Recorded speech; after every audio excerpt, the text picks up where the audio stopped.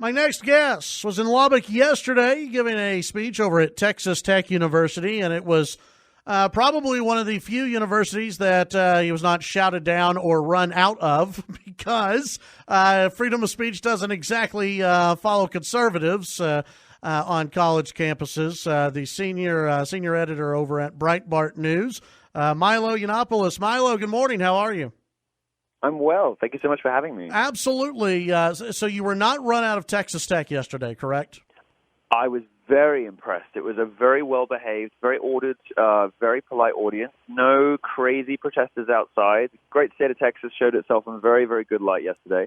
We had a really good time. Well, I was able to watch the stream. My wife and her brother went to the event, and I was able to watch online. And I think that for what your speech was geared towards a younger audience, the college audience, you're able to connect with a lot of young people, on the college scene. And one of the quotes that I read from the student newspaper is that, some have obviously labeled you provocative and other things. I think CNBC said that you were an internet villain. I think that's what they labeled you. Yeah, they misquoted actually. It was technically I'm a supervillain. So supervillain. Okay, but I'll take it. The student paper said that while you come across as provocative, you don't consider the information provocative because you get your information from facts. Of course. I mean, look, I like to package things in a fun, mischievous, and irreverent style.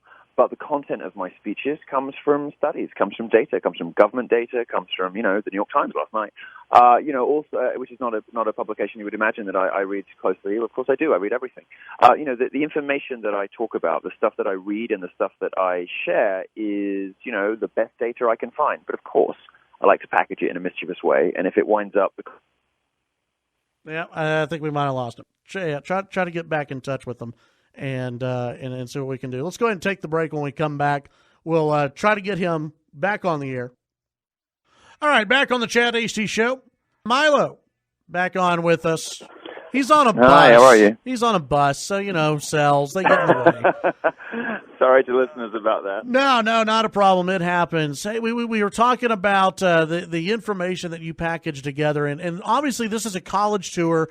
But at each stop, the public in general is invited, and I know there were people who were not in college yesterday who went to your speech over at Texas Tech. You're going to the University of Houston on Monday to give a speech. That's right. It sounded like at the end of your speech at Tech that you sort of change up your speech every time. Is that right?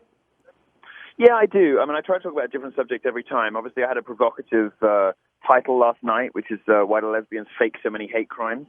The progressive left seems determined to paint America, particularly places like Texas, as these hotbeds of sexism, racism, bigotry, homophobia. It doesn't really reflect reality anymore. As a visitor from Europe, my impression of these places is that they're filled with good, decent people. The left wants to demonize and has been trying to demonize for 30 years. So my talk was about, that, and it was about how, in particular, there seems to be this sort of lesbianic strain of like militant progressive activists who performs hate crimes on themselves. So there's a case in the Washington Post of a lesbian couple that spray painted, horrible things on their own house and then burnt it down and claimed that it was, redneck racist and all this kind of stuff. Well, many of the things you hear about in the newspaper, many of the supposed hate crimes that you will see on TV aren't real. They're faked by progressive activists. So my talk was about that.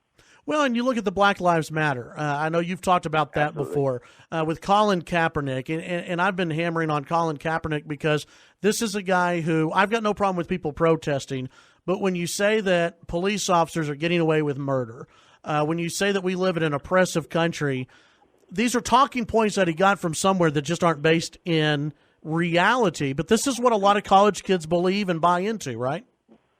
Absolutely, and it's terrifying. It's terrifying that we have a movement that is pandered to and mollycoddled by the mainstream media, by CNN, by the New York Times, which openly celebrates the death of police officers. Look, every institution of the size of the police force has a couple of bad people in it. But that it's absolutely insane and so dangerous and so terrifying to have a movement that just outright celebrates the death of police officers like that. And, the other thing about, Black Lives Matter, it says that it's, advocating for black people. So the only effect of Black Lives Matter is black communities in flames. Burning down their own towns like petulant children, throwing their toys out of the pram and throwing around conspiracy theories about white supremacy. This is a movement born of the progressive left, the social justice instinct on college campuses. That's why I go to college campuses, because it's in American universities that this stuff starts, and it's from universities that it spreads. Well, and you go to the history of it, too. You go back to the beginnings of it, and you talk about how professors are the ones who are the worst about spreading this and saying that they are for freedom of speech, that they are for diversity of ideas when they're really not. Of course. And I in the answer to one of the questions in the Q&A section last night, I said, that this tour that I'm on is putting America's liberal professors on notice. They have a responsibility to teach their students the full range of opinions, whether it's conservative or liberal. They have a responsibility not to mark down conservative students for having the wrong opinions in their essays, which happens all the time. They have a responsibility to be fair and free and frank. They have a responsibility not to demonize people for their beliefs. Intellectual diversity is just as important as diversity of skin color or gender. And, finally, they have a responsibility not, to be aware of what their actions, the consequences of their actions in the real world.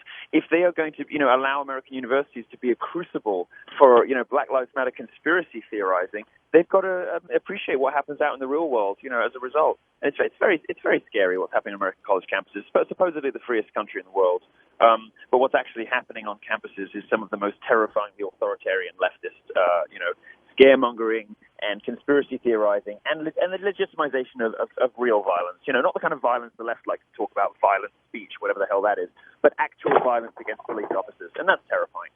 I'm visiting with Milo Yiannopoulos. Milo, with your writing at Breitbart, and Breitbart has obviously been a big newsmaker and had a big spotlight on it during this election. And you've had the term alt-right thrown around. I know you've been interviewed about that term, and you're going to give a speech about that term later on.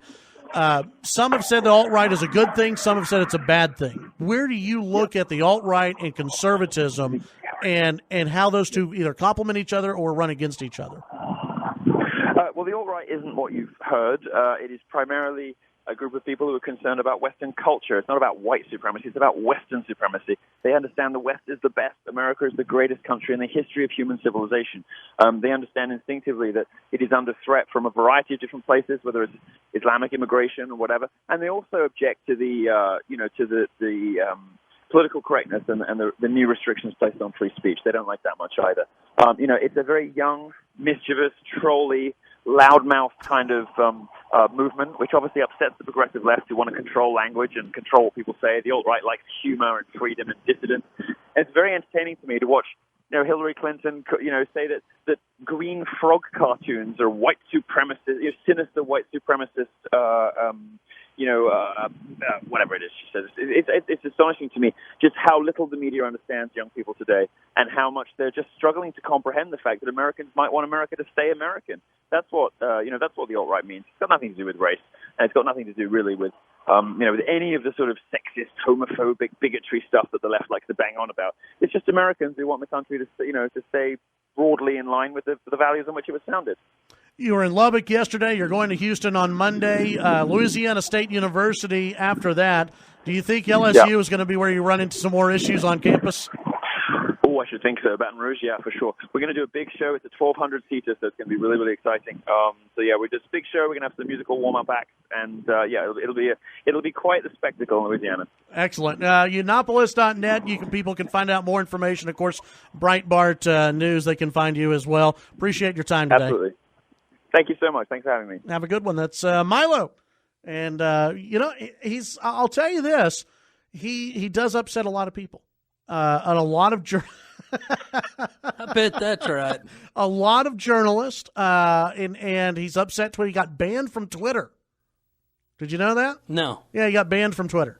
What was the deal? He was trolling Leslie Jones, who is an actress, and people started bullying her on Twitter, and Twitter got mad and banned him. Okay, so you need to explain trolling a little better. Trolling is where you basically you try to get under people's skin. All right. Okay. Like there are days where I will get trolls on the text message, on the text line, where there are some people and they won't leave their name. They will remain anonymous, like the real weak trolls. Yeah.